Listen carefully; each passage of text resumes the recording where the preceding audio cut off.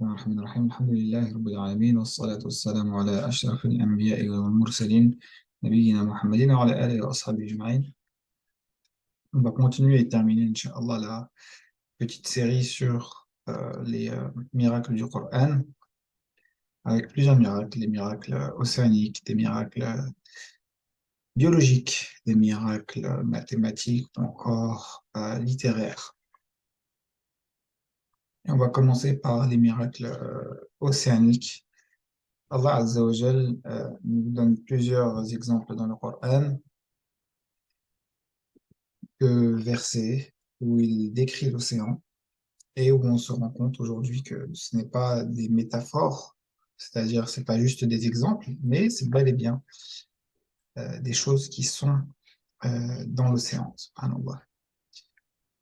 Il y a le verset très connu, c'est le premier verset qu'on va citer, c'est celui sur le mélange et la présence d'une mer et d'un océan salé et d'un autre océan qui n'est pas salé, qui ne se mélange pas. C'est notamment le cas dans l'océan, entre l'océan Atlantique et la mer Méditerranée au niveau de Gibraltar.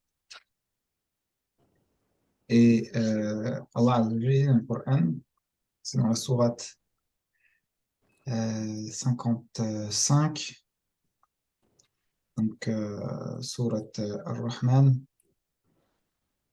verset 19, il nous dit بعد أعوذ بالله من الشيطان الرجيم مرج البحرين يلتقيان بينهما برزخ لا يبغيان. Il a donné libre cours aux deux mers pour se rencontrer. Il y a entre elles une barrière qu'elles ne dépassent pas. Donc c'est quelque chose, bien sûr, qui n'était pas visible à l'époque du prophète, alayhi salatu wassalam, ni aujourd'hui à l'œil nu, mais qui a été découvert par différents niveaux d'analyse avec les instruments d'aujourd'hui. Et c'est quelque chose qui eh bien, défie la logique. Un autre exemple, Allah Azza wa Jalla nous dit ظلمات بعضها فوق بعض إذا أخرج يده لم يكد يراها ومن لم يجعل له نور فما له من نور. C'est dans la sourate numéro 24, justement, qui est sourate Nour, celle de la lumière. Allah il dit, dans le sens du verset, les ténèbres, avant même d'ailleurs, au début du verset, Allah il dit, ou tel un amas de ténèbres dans une mer profonde, c'est-à-dire les ténèbres, c'est le contraire de la lumière, mais il y a des niveaux de ténèbres. Il y a des ténèbres qui sont moins importantes que d'autres. Des vagues la recouvrent, au-dessus desquelles s'élèvent d'autres vagues sur lesquelles il y a des nuages, des ténèbres entassées les unes sur les autres. Comme imagine des étages. Quand quelqu'un étend sa main, il met sa main s'il était dans la mer, il ne pourrait pas la voir, et celui que Dieu a privé de lumière n'a aucune lumière. L'homme, il ne peut pas descendre à plus de 20 à 30 mètres en dessous du niveau de la mer. Mais, en fait, ça, c'est des ténèbres qui dépassent les 200 mètres. Aujourd'hui, pour dépasser 200 mètres, on utilise des instruments, on utilise des outils, carrément en utilisant un sous-marin, mais encore des objets qui nous permettent de placer des câbles en profondeur pour descendre. Et c'est qu'en descendant après 200 mètres de profondeur, donc il faut imaginer un bâtiment de 200 mètres. 200 mètres, ça fait à peu près 60 étages, d'accord? Donc on va dire la moitié à peu près de la tour Eiffel, mais dans le sens contraire, en dessous du niveau de la mer. À partir de là, il n'y a plus de lumière qui arrive à descendre, subhanallah. Et ça, on ne pouvait pas le découvrir à l'époque du prophète, puisqu'on pouvait descendre qu'à 30 mètres de profondeur sans instrument. Mais pourtant, Allah Azza wa Jalla nous décrit la mer et nous dit que, eh bien, c'est des ténèbres qui s'entassent, c'est-à-dire que plus il y a d'eau et moins la lumière elle passe. Et donc ces miracles-là, et je vais terminer avec un dernier miracle scientifique, c'est le verset qui est très connu. هو الذي جعل لكم السمع والأبصار والأفئدة. Sourate Al-Mulk, Allah Azza wa Jalla nous dit, c'est lui qui vous a donné, attribué As-Sama', l'ouïe, wal-Abasar, et la vue. Et on a découvert scientifiquement que l'embryon, le bébé, quand il est dans le ventre de sa maman, eh bien, il a d'abord l'ouïe, c'est-à-dire la capacité à écouter, et après ses yeux s'ouvrent à partir du 7e mois, alors que l'ouïe, elle s'ouvre à partir de la 26e semaine, donc quelques mois auparavant. Tous ces miracles-là, ils doivent nous faire réfléchir, c'est pas des miracles qu'on cite pour, je sais pas, faire joli ou avoir une culture générale sur le Coran. Non, c'est des choses qui doivent ancrer dans notre cœur le tawhid, c'est-à-dire qu'il n'y a aucun Dieu en dehors d'Allah, mais qu'avant cela, c'est que c'est Allah le Créateur. C'est Allah le Créateur puisque c'est sa parole, le Coran. Et il veut qu'on réfléchisse. Parce que là, déjà, c'est des choses qui sont à notre portée qu'aujourd'hui. Mais il y avait déjà des exemples à la portée des Arabes à l'époque du prophète, alayhi salatu wassalam, et c'est d'ailleurs comme ça qu'ils se sont convertis, avec les miracles littéraires.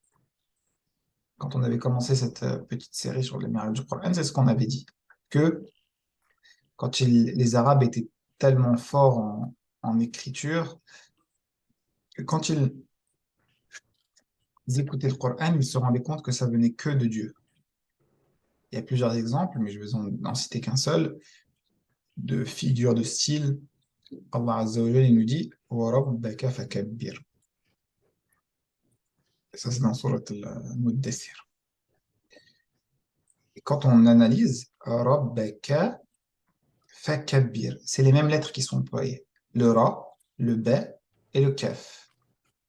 Et après, Allah il dit fakabbir, ka, le ba et le ra à l'envers. C'est une figure de style. Et on peut lire le verset dans un sens, de droite à gauche, mais on peut le lire dans l'autre sens. Rabbaka fa kabara, et ça revient aussi à rabbaka fa kabara. Et il y a de nombreux exemples littéraires comme celui-là. Et des exemples aussi qu'on va dire comme des exemples mathématiques. Je vais en citer qu'un seul. Allah Azza wa Jalla, il nous dit Inna mathala Isa inda Allahi kamathali Adam, khalaqahu min turab, thumma qala lahu kun fayakun. L'exemple de Isa, Jésus, le prophète, le messager, c'est le même que l'exemple de Adam, khalaqahu min turab. Allah les a créés tous les deux de terre. Et quand il a dit kun, c'est-à-dire soit, eh bien, ils ont tous les deux existé. Puisque certains pourraient mal penser et comprendre que peut-être Aïssa, c'est un être spécial, puisqu'il avait des capacités que nul autre prophète n'a eu. Il avait la capacité de faire revivre les morts, etc. Mais c'est pas ça ici que je l'exemple. L'exemple du verset, c'est surtout que, subhanallah, Allah Azza wa Jalla, non seulement il nous fait comprendre un message dans le Coran avec ce verset, mais en plus, c'est un miracle. Parce que si vous prenez le Coran et que vous comptez le nombre de fois où Isa apparaît, c'est-à-dire le nom Isa, c'est 25 fois. Et si vous comptez le nombre de fois où Adam apparaît, c'est 25 fois. C'est extraordinaire. Alors que dans le verset, c'est une métaphore. Allah dit, en gros, Isa et Adam, c'est les mêmes. Et dans le Coran, il les a cités le même nombre de fois. Et pour vous prouver que c'est pas juste un hasard ou que c'est pas calculé, que ça pouvait pas être calculé par le prophète, alayhi salatu wassalam, c'est que Allah Azza wa Jalla, il utilise d'autres termes pour désigner Isa. Il va utiliser par exemple Al-Masih ibn Maryam. On va le retrouver 2 fois dans le Coran. Ou il va utiliser Ibn Maryam. On va le retrouver 4 fois dans le Coran. Donc, si Allah Azza wa Jalla, il a dit Isa Ibn Maryam, c'était vraiment parce que c'était ce miracle-là, par rapport au verset qui disait que Isa et Adam, ils sont tous les deux au même niveau dans le Coran et dans la création. Il y a d'autres exemples qu'on pourrait citer, littéraires ou mathématiques. Il y en a que j'ai pas eu le temps de vérifier, comme j'avais entendu aussi un miracle du nombre de fois où Allah Azza wa Jal, il parlait de la terre dans le Coran et où il parlait de la mer qui correspondait à la répartition de la terre et des océans. Et on pourrait en trouver à l'appel. Maintenant, une fois qu'on a ces miracles-là, normalement, on doit passer à l'étape suivante. Quand on a bien ancré, on a plus le nombre d'un doute, ben on se doit d'aller vers l'adoration d'Allah subhanahu wa ta'ala et la préparation. La préparation à quoi? Al-akhirah. Parce que tout ce que l'on fait, toutes ces adorations-là, elles n'ont qu'un seul but. Il nous dit dans le Coran, وَمَا خَلَقَتُ الْجِنَّ وَالْإِنسَ إِلَّا لِيَعْبُدُونِ. Je n'ai créé les djinns et les hommes, je n'ai créé les djinns et les hommes que pour qu'ils m'adorent. Donc, cette adoration, cette croyance en Dieu, elle doit nous préparer à l'akhirah, à l'au-delà. D'abord en adorant Dieu, mais pourquoi on l'adore? Parce que Dieu il nous dit لِيَبْلُوَكُمْ أَيُّكُمْ أَحْسَنُ عَمَلًا. Il nous dit qu'il nous a créé pour savoir lequel d'entre nous, lui il le sait, mais pour que nous sachions lequel est le meilleur en bonnes actions. Et également, et ça c'est aussi un rappel, l'un des derniers versets, si ce n'est le dernier verset dans le Coran, les savants nous disent que c'est celui-là. بعد أعوذ بالله من الشيطان الرجيم واتقوا يوما ترجعون فيه إلى الله ثم توفى كل نفس ما كسبت وهم لا يظلمون. Le verset 281 de Surat al-Baqarah. Et craignez un jour, et craignez le jour où vous serez ramenés vers Allah, c'est-à-dire le jour de l'au-delà, le jour dernier. Alors chaque âme sera pleinement rétribuée de ce qu'elle aura acquis et ils ne seront point lésés. On adore Allah, on croit en lui, pourquoi? Pour se préparer à l'au-delà, pour se préparer au jugement, pour se préparer à rendre des comptes sur ce qu'on a fait, à être, à se voir décompter toutes nos actions, bonnes comme mauvaises.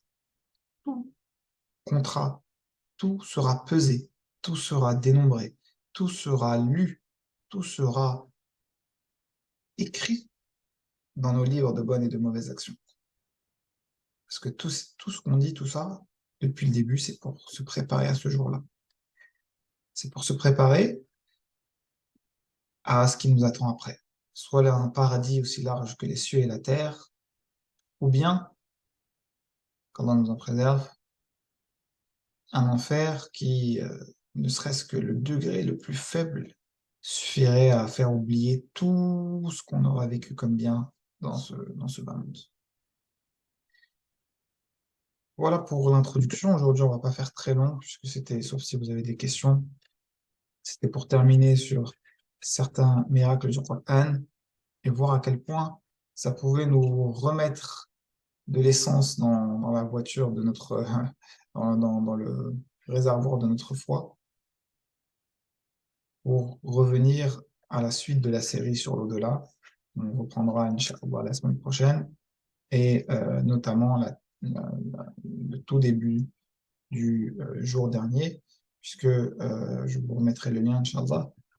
Mais il y a un peu plus d'un an, on s'était arrêté sur les signes justement qui annoncent l'au-delà.